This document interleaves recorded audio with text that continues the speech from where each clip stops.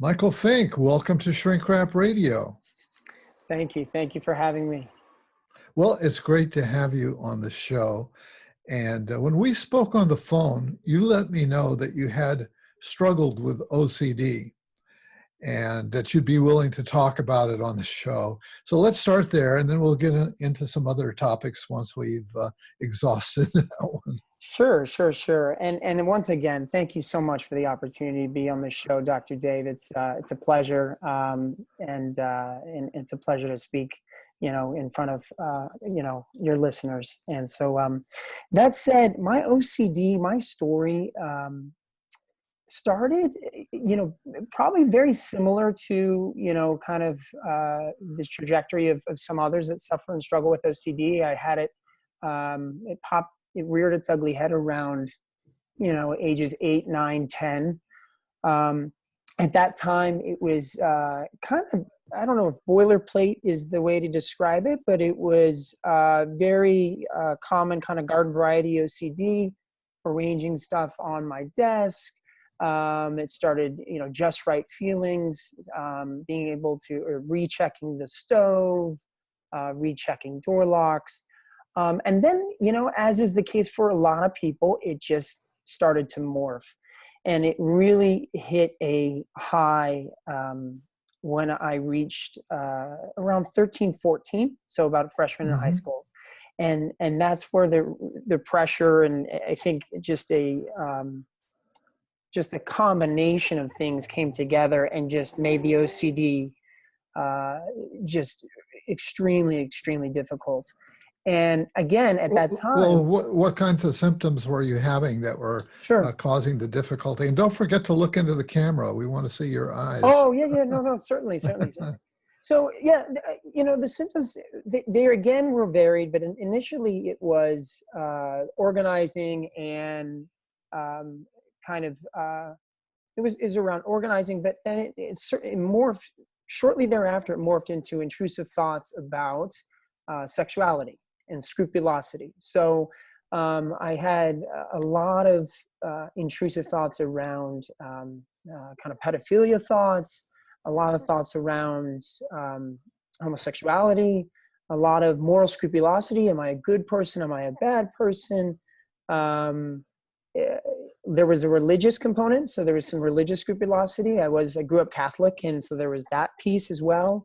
And maybe for some listeners that don't know the scrupulosity piece, it's just a matter of kind of me trying to make sense of, am I a good Catholic or a bad Catholic, or am I a good person or a bad person? Were your parents particularly religious? Was that a factor, or was it more internal? We grew up Catholic, and what I mean by that is we went to church on Sundays, but it wasn't particularly strict in any way, shape, or form. Okay.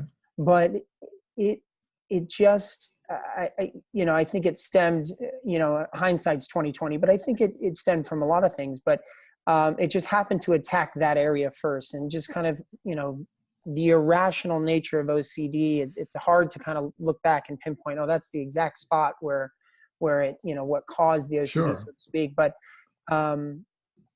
nonetheless, that's where it focused, and that's where it attacked. And so I, toward the beginning of my high school, my 4 years in high school, I struggled significantly with thoughts of, what if I was a pedophile, or what if I was a homosexual, or what if I was X, Y, or Z, or a bad person. And then I also it also morphed into body image issues. So I got into this place where, kind of on the spectrum, I got really hyper vigilant and over concerned with my body. So kind of like a body dysmorphic flair to it. And that started to rear its head as well in high school. Were your parents aware of what was going on with you? No, and I wasn't even aware, for that matter. I wasn't even aware. I just the rituals became more and more consistent, and because of the nature of OCD, where I get temporary relief, but but lasting relief is not, I don't get sustainable relief. I get that temporary relief, but it perpetuates the same cycle. Because of that, my rituals just kept getting more and more consistent, ingrained, excessive. There was a song called Boys of Summer by Don Henley that I loved. I love that song. And I remember asking incessantly my father, am I gay because I listen to that? Am I gay? Am I gay because I listen to that song? And he would have to reassure me. And I would kind of ask the question in a way that he would reassure me the way I wanted him to reassure me, but he would reassure me that, oh no, I wasn't gay, or that didn't necessarily mean I was gay. And it wasn't that, when it came down to it, it wasn't that I had friends that were gay. It had nothing to do with, per se, that my fear that might be the case. It's just, I was irrationally scared of what if I was gay. And somewhere you must have picked up probably at school, because I know there's a lot of teasing that often goes on around that's so gay or he's so gay. Yeah, I'm sure. I'm guessing you picked up somewhere that, whoa, that would be really bad. Yeah, I think at some level that the environmental piece came into it. I think I didn't grow up with a ton of friends. I was kind of more isolated. I was an only child. So I was kind of bullied a little bit too. So I think the OCD had a tendency to latch on to things like that. But yeah, so it really around high school and leading into college was really centered around a lot of that moral scrupulosity, and then that kind of, am I a horrible person? Can I do horrible things? Am I a pedophile? Am I a pedophile? Am I gay? For some reason, I had this irrational fear of being gay, and that lasted for years. And it just, I was suffering in pain, and it was interesting because in high school my mother and I, we knew something was going on. So we bought, I don't know who it was, but we bought like a toolkit, not a plug and play, but a turnkey solution for people with anxiety disorders. It didn't end up working out, that we saw that was advertised on the TV. Was that some kind of a software program? It was some kind of like tapes with exercises that yeah, exactly. And I forget I think it was a doctor or a PhD that started that, started it and commercialized this product. But did that. I also went and saw a therapist, and ironically, when I was around 16, that therapist said I had OCD. But the irony around that was that I didn't really have a ton of the garden variety OCD. I did start out with some of that, but at that point in time, I was dealing with these really intrusive thoughts, almost like having a really bad dream, and where most people are able to kind of disregard that dream and go, that was odd, and move on about their day. I had a lot of trouble with that. I said, well, am I capable of these horrible things? So I moved quickly from that garden variety OCD, from checking stoves and checking locks and rearranging staplers on my desk, to these kind of scrupulous issues and sexuality issues. And so when she said I had OCD, I thought she missed the mark. And it wouldn't be for another 10 years until I got the accurate diagnosis for OCD, if that makes sense. So I went through at that point. Well, no, I'm a little confused. Sure. Because you say she suggested you had OCD, but somehow she suggested later you get somebody else says you've got OCD. No, yeah. And now it fits. Yeah, I'm a 16-year-old kid. I had a very limited understanding of what OCD was like. I thought it was this, pretty much just arranging things and checking things, and contamination fears. Just kind of what you hear kind of in colloquially, is when people say, okay, oh, I've got OCD about X, Y, or Z. So when she said I had OCD, I thought, I was already, kind of felt shameful around, she was expensive. And my parents were shelling out money for this. And I felt as if, I don't know, I just felt like I was doing my parents a disservice, or I was a burden, if you will. And then when she said OCD, it didn't resonate with me. It didn't resonate with what I've heard, what I've experienced, what I saw out there as far as, by way of, just people speaking, like back and forth conversationally. And so I just thought, I was skeptical and hesitant to jump on that diagnosis. And I said, you know what, this is costing my parents money. At the time, I think we may have been a little tight. And I said, I don't want to go to therapy anymore. I don't want to go to therapy anymore. And my parents were very, very supportive of whatever I wanted to do. There was no pushback, but they thought, maybe, I'm guessing they thought, maybe I kind of wrapped my hands around it and got some control over it and got what I needed and ready to move on. I only saw that particular therapist. I don't remember her name. I don't even know where she operated from, but I only saw her for about 6 sessions and that was that. And so what happened after that is I didn't go see therapy. So I didn't go to therapy. I didn't go to see a therapist. I essentially suffered and unabated. My OCD just got progressively worse over the years. Especially there were some inflection points where it got really, really bad. No surprise, right? College was an inflection point. Had a lot of intrusive thoughts. Again, I wasn't on any kind of meds. I wasn't seeking any kind of psychiatric care. But college was a big uptick in the amount of anxiety and obsessions and intrusive thoughts that I would have. And then there was the ensuing compulsions that would seemingly go on for a long time.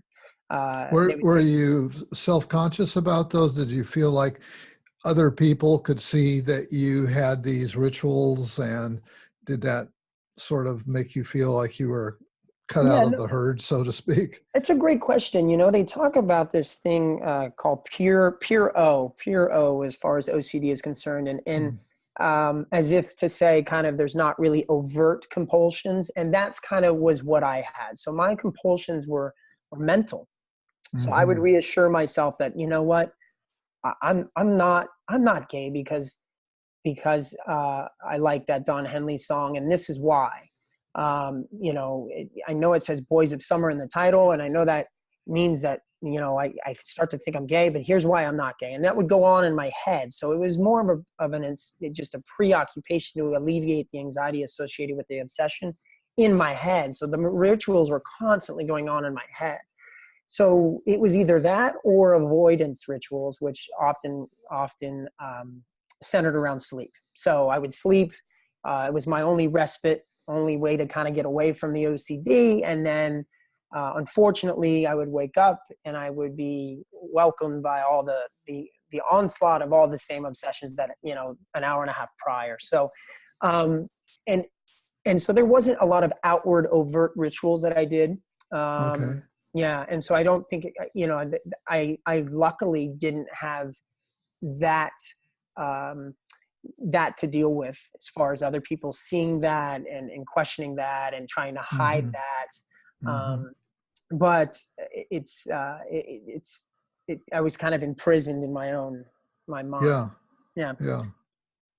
But that went, like I said, unabated, and it got progressively worse. So for some people with OCD, my understanding is that, it can kind of hit maybe a baseline or a flat line. But for me, I hadn't gotten treatment. So, each ritual I had and each subsequent ritual I had for an obsession only perpetuated this conditioned response to obsessions that elicited anxiety for me. And so and it morphed. So it went from, scrupulosity issues to sexuality issues to body image issues. Body image became really, really, really a difficult one for me. And that actually is where it got the worst. But around kind of my physique, everything from, just overall musculature to face to I thought I was too skinny, so I would eat just large amounts of food. I had these really skewed perceptions of my body, And so it really, again, it jumped just to, and it would jump like that. And it was always hard. It was like a whack-a-mole. It was really hard to kind of identify what was going on. And meanwhile, as I'm not seeing anybody, I'm assuming I know something's wrong. I know something's awry. I know something. I'm spending a lot of, there's so much pain, so many tears. And I know something's wrong, but I don't know what it is. And there was someone that I started to see in college. Psychiatrically, I went to a psychiatrist. I got help. I went to a psychiatrist, and that psychiatrist diagnosed me with generalized anxiety disorder, which wasn't quite hitting the mark. And so I got treatment that was aligned with that diagnosis. And was that through Student Health Services or something at the university? It was at the university, yeah. My undergraduate was at Arizona State University, and it was through their student. My girlfriend at the time said, "You need to go. I really just go get help." And I didn't have a support system at that time either. My parents, as amazing as they are, were uneducated in this area. They were uneducated in this area. They had their own stories, their own lives, but this wasn't, they weren't particularly privy to what I was going through. I wasn't even particularly, I didn't know what was going on. So it was hard for me to express what was going on.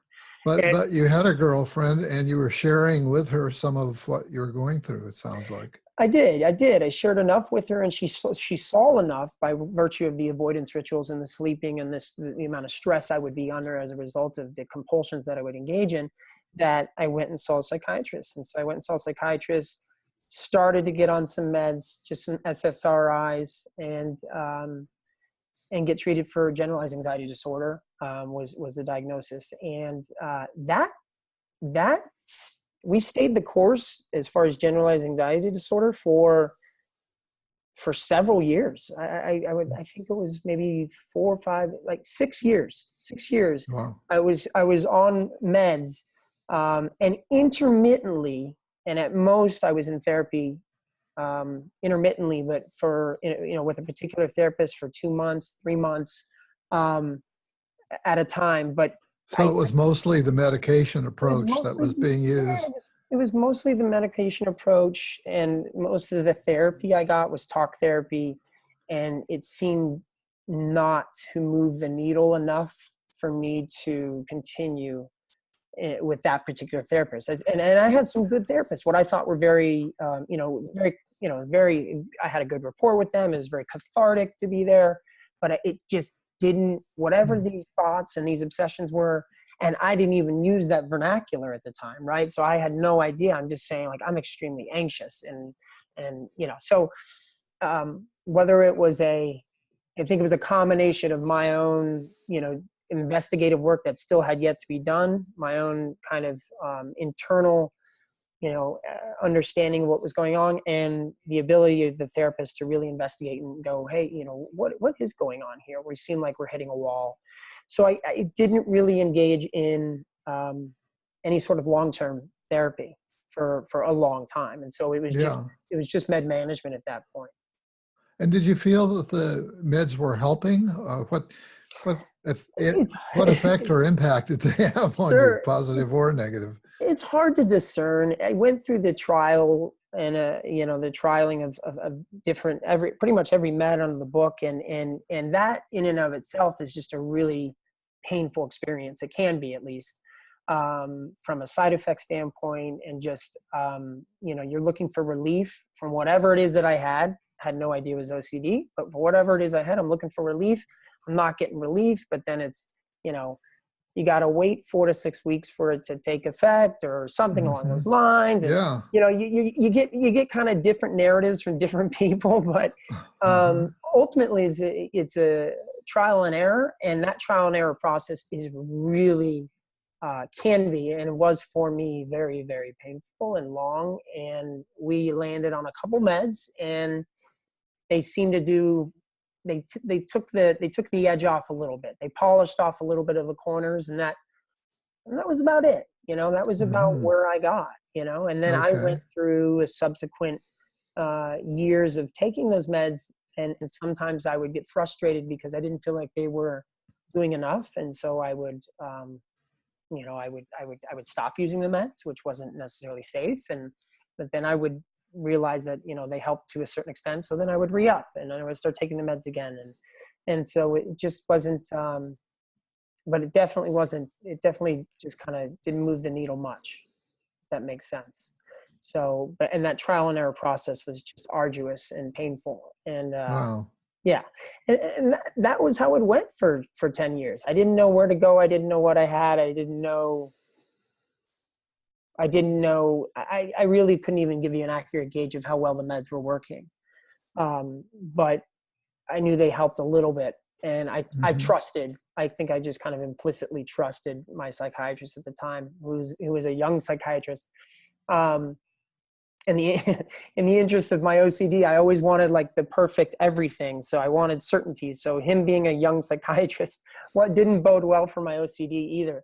Right. I wanted someone that had some tenures and lengths and Yeah. times. And so that was that. And all the way up until graduate school.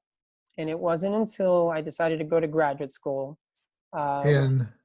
In in California at UCSD, University of California, San Diego, studying. studying master's in business administration. Okay. So with an Yeah. emphasis in kind of healthcare management and marketing. And it wasn't until I decided to go to graduate school that it got real bad, and it morphed again into more of the body dysmorphic space. And that's where it got really bad and really sticky. And I ended up reaching out I was listening to NPR, and I heard a doctor that, is a world-renowned doctor and works with OCD specifically, describe OCD. And I was like, that is exactly what I have. And he solicited his email address and said, feel free, if anyone's out there, feel free to reach out to me for help. And the first thing I did when I got home is I emailed him a long email and said, that you're kind of my last chance. Like, this is it. This is, I got, and at that time I'd been seeing a new psychiatrist that was in California, still same thing, still hitting my head against the wall with a lack of progress. And, but I just fortuitously heard his segment on NPR and got his email address and emailed him, and he was so gracious as to reply. Do you mind sharing his name here? No, yeah, Dr. Michael Janicki. Dr. Michael Janicki. He works out of McLean Hospital. To some extent, he still does. I don't know to what extent, but he developed their OCD program out of McLean Hospital and is really world-renowned. There's actually an OCD conference that just happened in San Francisco last week, and he was there. He was one of the speakers, and he's usually there at every international OCD conference that they hold on the East Coast to the West Coast. So he was my saving grace, and he said, give me a list of providers off of the IOCDF's website, so the International OCD Foundation's website, in your area, and I'll let you know if I know of any that are good, essentially. I'm paraphrasing. So I did that, and he found me someone that was an absolute amazing. And it wasn't, it wasn't a matter of, there still was a process to go through. I still needed to learn a lot. There was a lot of normalizing of my thoughts and a lot of work we did in the beginning and a lot of triage kind of work but that said, that was the beginning of what I consider to be the recovery process for me. Can you share his name in case somebody from that area is listening? So in San Diego, his name is Dr. Jim Hatton, and he is just a tactician when it comes to OCD. Huh. He's working more in a coaching capacity now, but if it wasn't for Dr. Jim Hatton, I wouldn't be where I am here today. And Dr. Michael Janicki, although I've actually never had the pleasure of meeting Dr. Janicki. And Dr. Hatton practiced, at this point, I had somewhat of an understanding of OCD. Dr. Hatton treats OCD. I would go in there with lists of questions, literally lists that I kept over the week, that I compiled over the week, and said, can you please answer all these? And he'd have to meet me kind of halfway and reassure me to some extent, but then eventually he started to pull back on the reassurance a little bit. And then we worked on what is the gold standard treatment for OCD, which is exposure and response therapy. And I'm sorry, it's what? Exposure and response therapy, ERP. Okay. Which that's kind of the gold standard for OCD. They've integrated now some mindfulness to address some of the limitations of that cognitive behavioral approach. But what I needed and what I benefited greatest from at that time was the exposure and response therapy that we worked on, and really. I haven't run across that term before.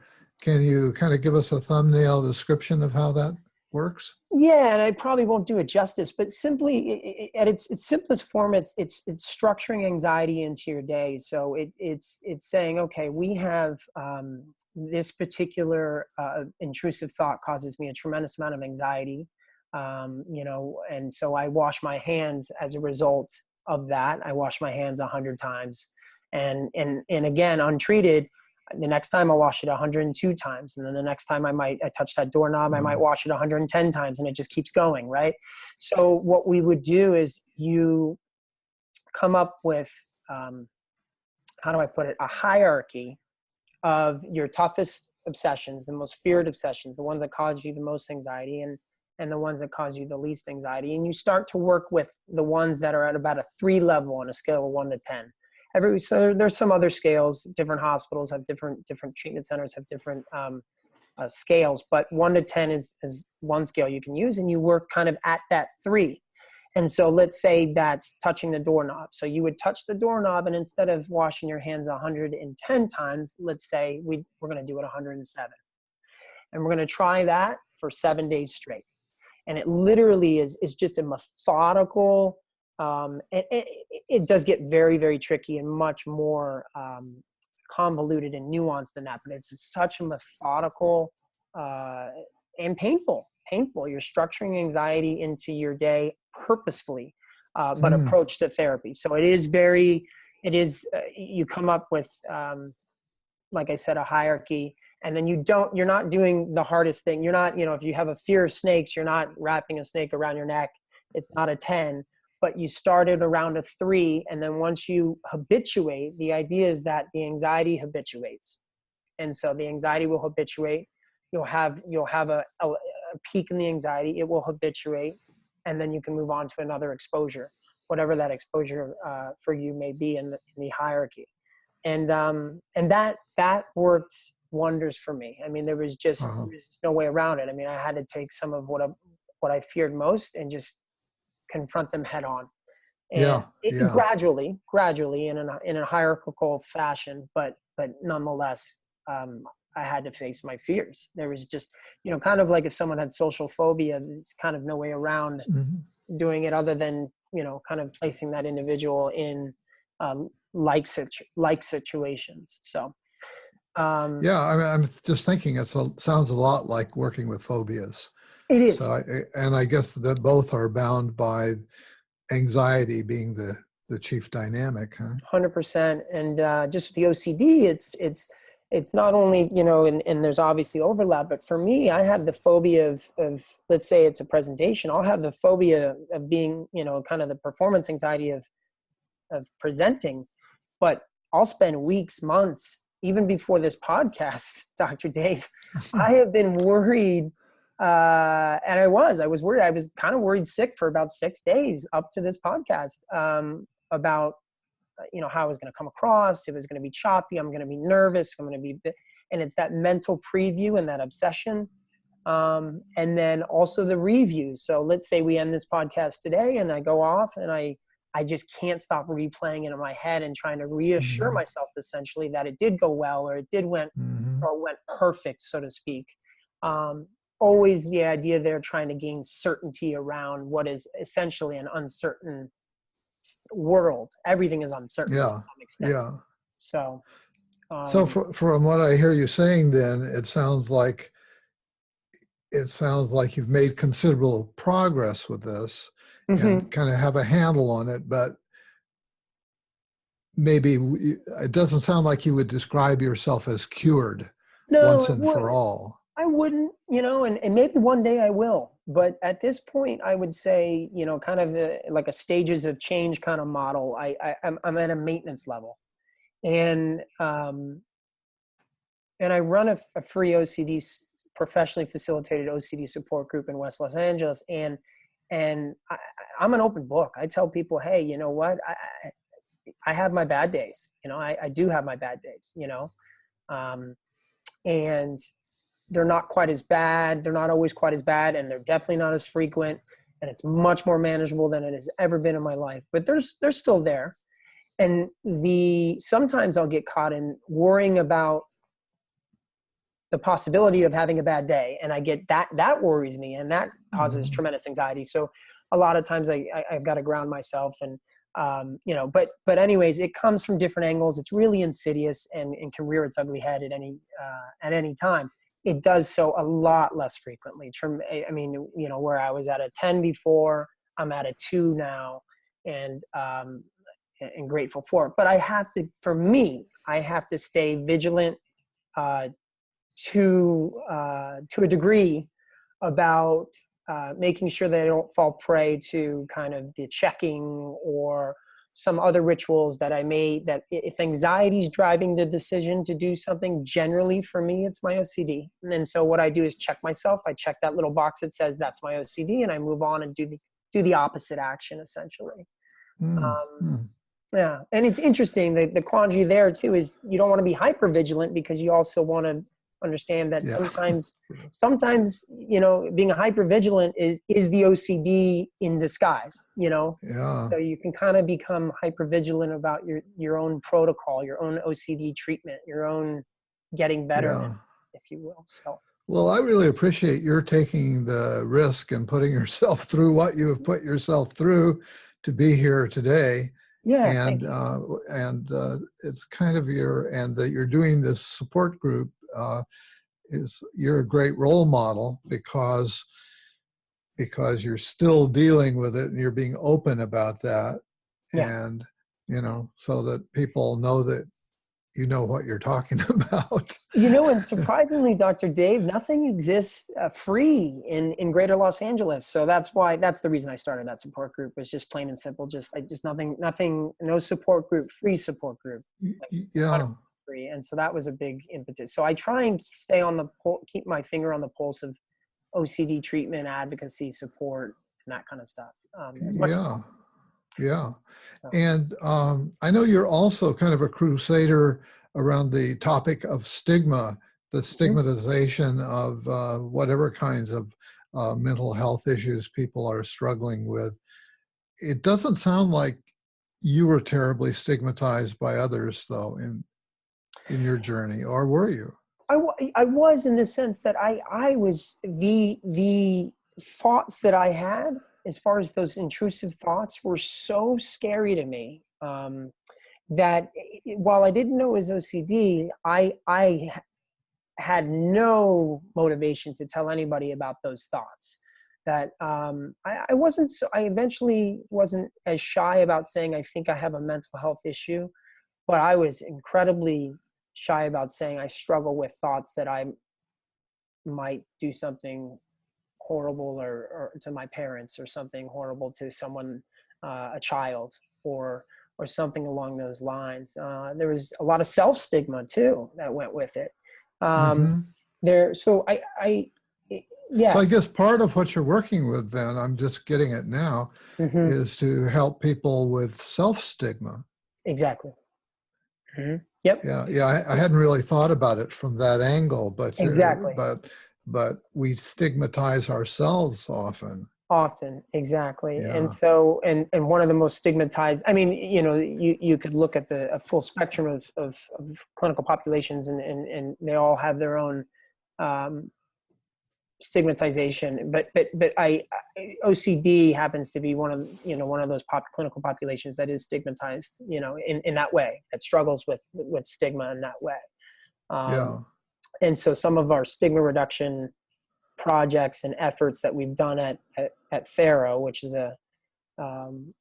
our nonprofit, are focused on OCD. We also focus on schizophrenia, social anxiety disorder, PTSD. There's a lot of stigma around those disorders, and we plan to expand that further. But in the meantime, we're focusing on those 4 clinical populations. But that's another. Those are our stigma reduction efforts and projects that we're working on. Well, it's probably, now that you've mentioned Thero.org, that's a good place for us to Sure. segue into that part of your current life, where you've co-founded this organization.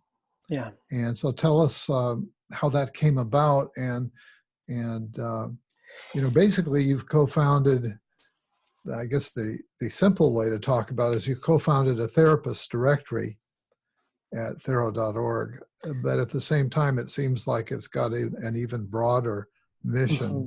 Let's start out though with the specifics of Thero.org as a therapist directory. And my first reaction when you contacted me and let me know about this, I thought, well, geez, there are already a bunch of therapist directories out there. Haven't you heard of Psychology Today? Or so what caused you to feel like, yes, we need yet another therapist directory? Yeah, so let me take a step back and go back to why it was difficult for me. It was incredibly difficult for me to find help. And the reason was multifaceted, but one of the reasons it was difficult for me to find help is I didn't know, and I was, psychology was my undergrad. It doesn't say a whole lot, but I didn't know of a Psychology Today in 2000, what was it then, 9? I didn't know of Psychology Today. I wasn't aware. And also I was skeptical of results that would come up. Like, I'd get a slew of results and I'm like, I don't know Dr. So-and-so from Dr. So-and-so. Is there a, it looks like you're paid to be on this resource directory. Is there a element of credibility? Where's I just didn't know where to start. And so that was one piece, but the long short of it is it was very difficult for me to find help. It was very difficult for me to and I didn't know where to start. And so what ended up happening is I bounced around from therapist to therapist until I found Dr. Jim Hatton, but I bounced around from therapist to therapist, spent a lot of money, was in a lot of pain, and spent a lot of time. I think, I could be far off here, but it's 7 or 14, and I know that's a wide range, but it is, I think, 14 years between someone exhibits OCD symptoms and then they get the help appropriate help that they need. So for me, that held very true. And I didn't know where to start. So it's like I said, Psychology Today. I didn't know. Had I probably known that, maybe I would have looked there. But where I ended up going, like I said, is Dr. Janicki said to go to the International OCD Foundation.org's website and put in people that specifically work with OCD population. But again, all of this was self-driven. I came to the conclusion that, I think I have OCD. And so, but it was still so difficult. And I, by, God's grace or what have you, was able to get connected with an amazing clinician. So that after, that's really was the impetus for creating. But I assume that you created Theros much more recently, right? How long has Theros.org been around? It's been around. We've been incorporated for about 2 years officially. Okay. The idea has been in the making for 5 to 6. Probably 5 years is more accurate. Yeah.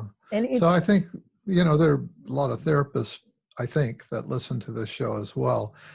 And, there are a lot of therapists out there that are looking for clients, I need to build my practice. And so it's a little surprising to hear in a way Mhm. your experience, your perception that it's hard to find a therapist. Well, and the reason why it was hard is I couldn't, what existed out there at the time wasn't comprehensive. It wasn't the most user friendly. It wasn't the most user friendly.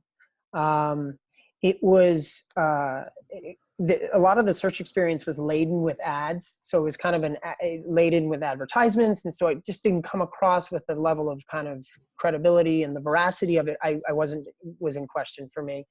Um, and so I was off put by it. I was off put by it. Yeah, and that's one of the things that got me interested in going ahead and doing an interview with you, was that you created a nonprofit, getting Mhm. to the whole issue that you're just talking about. Well, you weren't sure how much you trusted it, since you could see a pretty clear profit motive there for somebody. Yeah, and that's a pretty big. We don't talk about that a whole lot at Thero, but that was a big decision for us. That was a big, important decision for us to make it a nonprofit, so that all of our profits,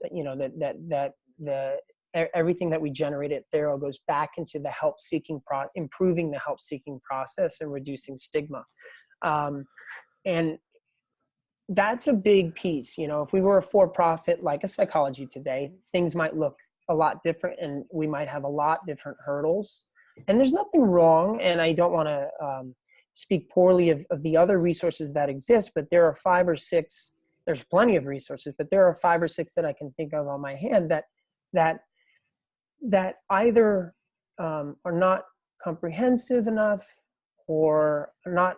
One of the things is they're not accurate. There's a big piece of the data is not accurate. So that was a big impetus too for starting Thero, was that we want something that with the how fluid this industry is. Said treatment center opens up an IOP. Said treatment center starts accepting is in network with a particular insurance. Whatever the case may be, legislatively, whatever the case may be, things change and are so fluid that I think we needed something that is also very accurate, where the fidelity of the information is maintained and managed. And we have plans. We have plans, and we are instituting those plans to make sure that the data we have is accurate, so that it stays accurate. So if it's a crisis line and someone is in a crisis, we would like them to call a line that's not going to be a deadline, if you will. We would like them to call a line that's going to get them to help in the quickest way possible. And that's really, really important. So we felt essentially what Thero is it's a growing online community of treatment providers that are in turn informing and building a resource directory that's truly comprehensive, accurate, free. It's also free to be listed. And so I think that's why it's comprehensive is, you can go on our treatment center on Thero, and you can find a psychiatrist, a psychologist, a therapist, a treatment center, a clinic, a hospital, a crisis center, a crisis line, an advocacy organization, or a support organization free. And I think that's important, extremely important, and is a big value add to what we bring to the table. And so that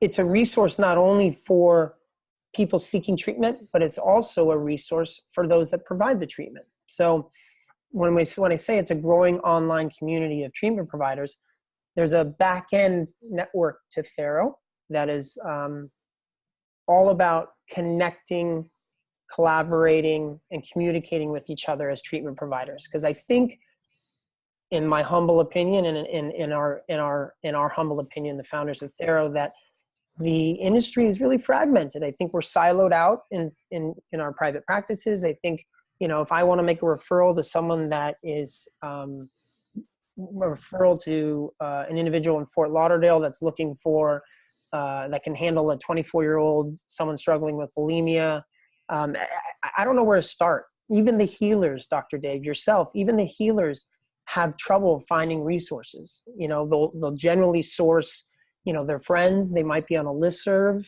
where they post something on a listserv or a Facebook group. But generally speaking, my interpretation of that is it's a kind of an archaic process, and by which we go about finding a referral. Okay, hey, do you know of anybody that works with, eating disorders in the greater Los Angeles area that's in network with? There's not really a unified platform where people can communicate and refer to each other. And that's what we really wanted to create, not just the ability to refer clients back and forth, but also there's a lot of bells and whistles that allow treatment providers to connect and communicate with each other and really establish, instead of it being, Facebook, which is a social networking platform, and then using that to create groups and connect, let's create something that is specifically designed and structured for the mental health space. So that when said treatment center discharges a client, they have a bed open, and that bed opening is alerted on the network, on the back end private network, and then we know that they have a crisis bed open, or whatever the case may be.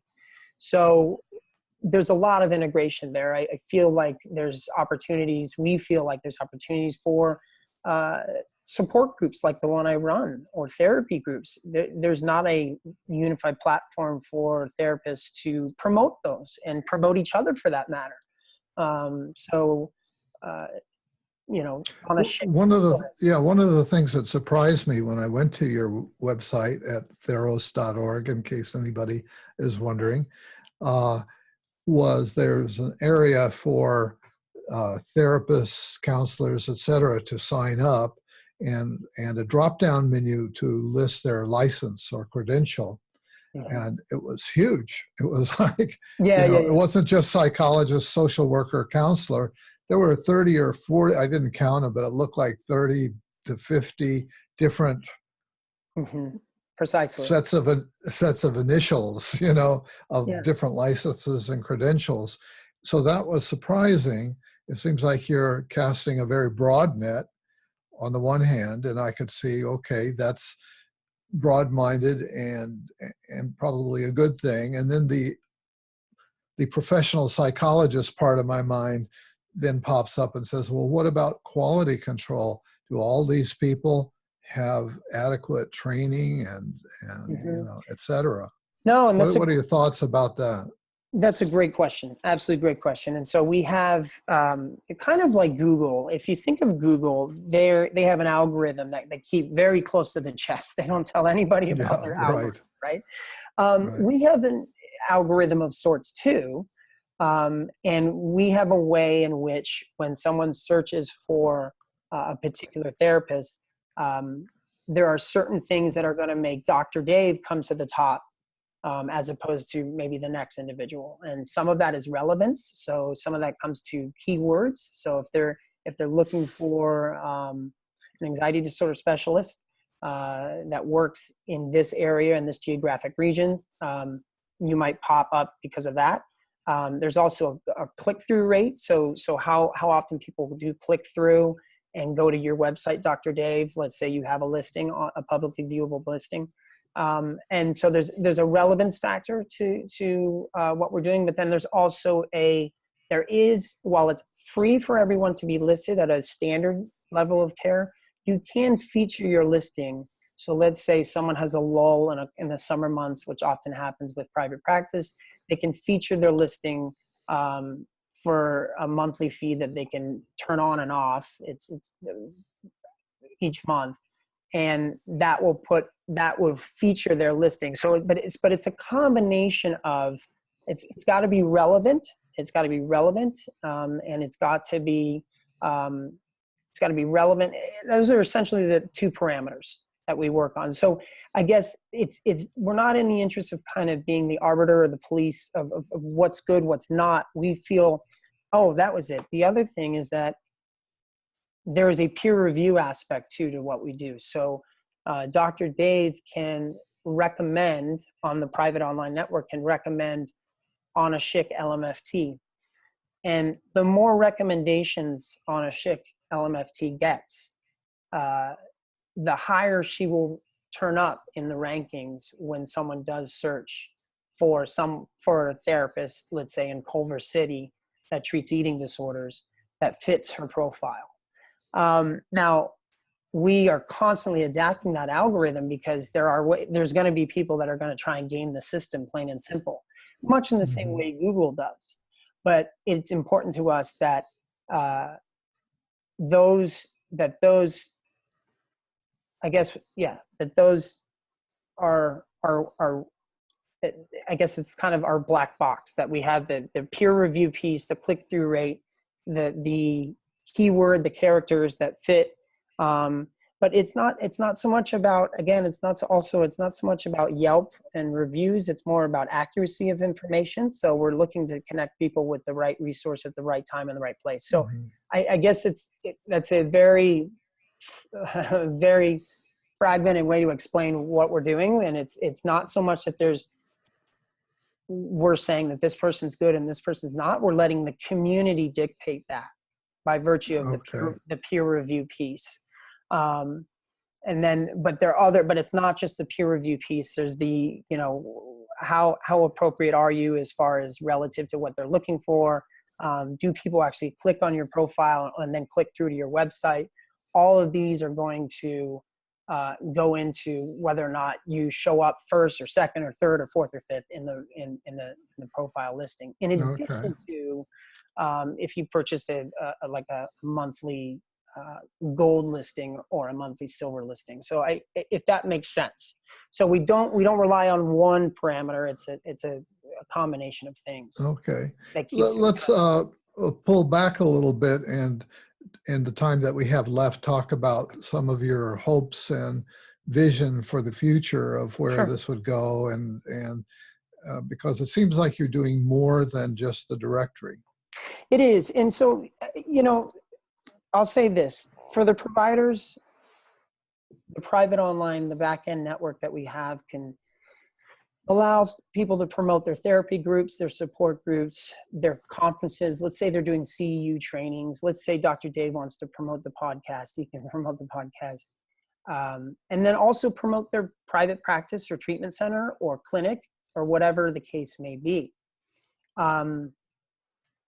Nothing like that, surprisingly, currently exists.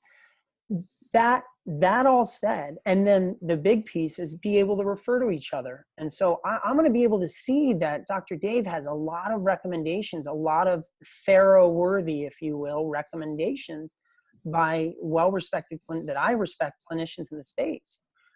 It's not so much, these aren't friends as much as they are recommendations, like a Rolodex, your own personal Rolodex of sorts. And so all of those are, to be able to refer people, all of those are advantages. But I think most importantly, what we decided to do is we said, let's hit the pause button and let's get everyone on the same page. This is, to me, a fragmented, kind of disjointed, and I help people navigate daily trying to find treatment in what is, I think, a fragmented, disjointed kind of hodgepodge of resources out there. And it's very hard with each case. It's very hard. And so I think the first thing that we decided to do was let's get all the providers integrated and on the same platform and communicating and connecting and collaborating and all the positive externalities that can come from that. Then they can choose, he or she can choose to be publicly listed on the directory or not. So that platform, that back-end private platform, is available for people to refer clients for free. They don't even need to be viewed on the publicly referring directory. These are tools that if, let's say, you want to offer office space or you want to look for a job opening or post a job opening, you can do that on that platform as well. So it's really trying to make the lives of the therapists, and when I say therapists, I speak broadly, easier. That will in turn inform and build what we think is a more accurate directory by which the public can access. And on top of that, what we're